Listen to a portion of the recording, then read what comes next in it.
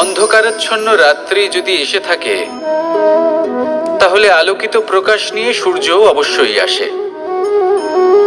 রোগ যদি এসে থাকে, তাহলে তার ওষুধও অবশ্যই আসে।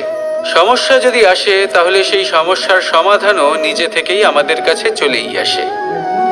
এই সংসার, এই জীবনের শুধুমাত্র একটাই নিয়ম আছে, আর তা হলো এটাই: এই সংসার হলো একটা চক্রের মতো। এতে শাশ্বত বলে কিছু নেই, নিত্য বলে কিছু নেই। আর যা কিছুই রয়েছে সব বদলাতে চলেছে। যদি আপনার জীবনে দুঃখ থাকে, সমস্যা থাকে, যদি আপনি বিপদ দ্বারা আচ্ছন্ন, তাহলে মনে রাখবেন সবকিছু বদলে যেতে চলেছে। দুঃখের সময় কাঁদবেন না, মনকে আরো দুঃখী করে তুলবেন না, কারণ এখানে যা কিছুই এসেছে তা যাওয়ার জন্যই এসেছে। তাহলে এত চিন্তা কিসের?